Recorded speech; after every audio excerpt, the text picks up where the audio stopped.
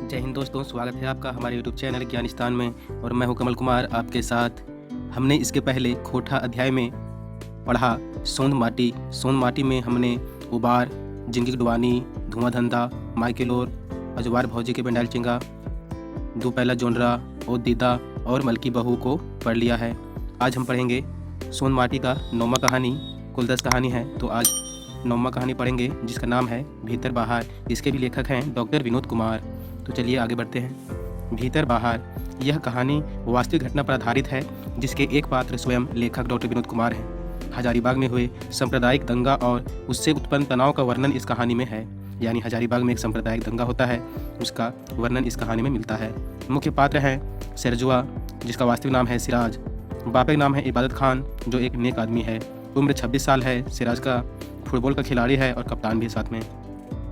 लेखक डॉक्टर विनोद कुमार बताते हैं कि भादो माह का दिन था। जलपान खाने का समय हो चुका था। मेरे गांव से सटा दूसरा गांव से हल्ला उठा, गोहार उठा, दौड़ो दौड़ो, कुआं में कोई डूबा है। मैं भी दौड़ते दौड़ते वहां पहुंचा जहां यह घटना घटित हुआ था। सभी कह रहे थे निकालो, जल्दी निकालो। एक बूढ़ी रोते रोते कह रही थी, सिरजवा कैसे भाग गया रे। सिरजवा के नाम सुनते ही सभी आदमी जो वहाँ थे आंखों में आंसू आ गया। यानी वहाँ जितने भी व्यक्ति थे सभी की आंखों में आंसू आ गया कि सिराज कुआं में डूबा है। सभी के आंखों से आंसू बह रहे थे। 26 वर्ष के जवान लड़का, यानी 26 बछर के जवान पठान छुआ, यानी पठान छुआ रहता है, रहे सिरजुआ। ओकर बाप इबादत खां गांव भर में ढेर लौगीर आदमी रहे। यानी जो उसका पिताजी थे इबादत खां, वह भी गांव में बहुत ही लौगीर, यानी हर आदमी के काम आने वाले वैसे व्यक्ति थे, नेक आदमी। गांव में किसी आदमी को विपत्ति के समय हमेशा मदद करने वाला इबादत खां था। अपने परिश्रम और लगन से एक टैक्सी भी खरीदा था। यानी उसने एक टैक्सी खरीदा था उन्होंने, और रात बिरात में कोई बीमार हो जाए तो उसके पास जाके कहने पर तुरंत मदद को तैयार हो जाता था। किसके मुंह से उसके मदद करने का बात नहीं निकला होगा, क्योंकि वो किसी जाति बिरादरी का आदमी नहीं था। वो तो सभी को बराबर के नज़र से मदद करता था। सिरजवा उसका छोटा बेटा था। जैसने बाप वैसने बेटा कहलोगेल है। बांसे के बुखार में बसायर फुटे है। यानी अनुवांशिक गुणों को हस्तांतरण अवश्य होता है। यानी जैसा बाप नेक आदमी वैसा ही बेटा। चलिए आगे बढ़ते हैं।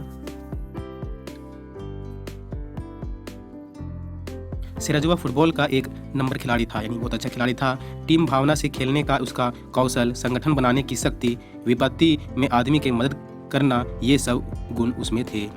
आज ऐसन कम पड़तर, यानी उदाहरण मिले हैं जे आदमी जाति बंधन से ऊपर उठ के गोटे समाज खातिर आपन के खपा, यानी समर्पित करते हैं। यानी आज समाज में बहुत ही कम देखने को मिलता है कि वैसे व्यक्ति जो अपने आप को पूरे समाज के समर्पित कर देते हैं, बलिदान दे देते हैं।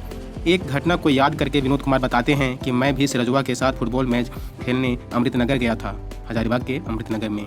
उसी समय हजारीबाग की गाड़ी से 2 लड़के आए और कहा कि टाउन में दंगा हो गया है, इसलिए आज ये खेल नहीं होगा, यानी नहीं हो पाएगा। हजारीबाग में धारा 144 लागू कर दिया गया है। इतना सुनने के बाद हमारे टीम का कप्तान सिरजवा ने कहा खेल आज ही होगा, और फिर ऐसा ही हुआ। खेल आरंभ होने के थोड़ी देर बाद रोहित का हाथ खेलने के दौरान गिरने से चलते चलते टूट गया। यानी खेलने के समय किसका हाथ टूटा? रोहित का।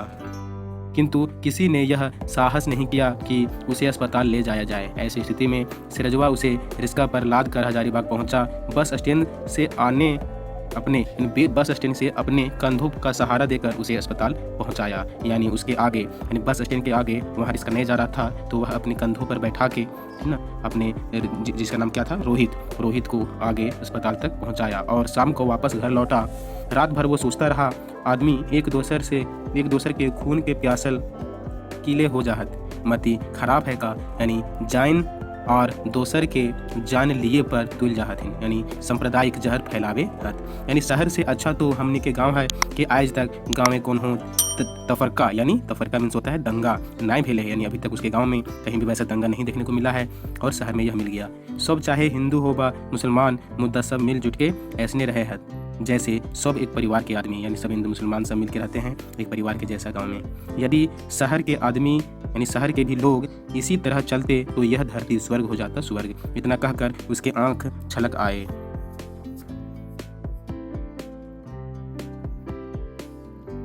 आगे देखते हैं। मेरा कॉलेज जाने का समय हो गया था, यानी डॉक्टर विनोद कुमार बोल रहे हैं जो लेखक हैं। मेरा कॉलेज जाने का समय हो गया था, मैं भी विदा लेकर जल्दी जल्दी घर चला आया। कौन जानता है कि कल क्या होगा। ठीक दशहरा नज़दीक आ चुका था। सरजुआ जलपान करके नहाने के लिए कुआं पर पहुंचा और फिसलने के कारण वह कुआं में डूब गया और जो दशा हुई वो सबके सामने है। तो यह कहानी यहीं समाप्त हुई। यह कहानी सांप्रदायिक दंगा पे है, हजारीबाग के अमृतनगर की कहानी। तो आशा करता हूँ कि यह कहानी आपको अच्छी समझ में आई होगी, और अगर कोई कमेंट हो तो कमेंट कीजिएगा, और यह वीडियो अच्छी लगी हो तो लाइक, सब्सक्राइब और शेयर ज़रूर कीजिएगा। चलिए मिलते हैं अगले वीडियो में, तब तक के लिए धन्यवाद।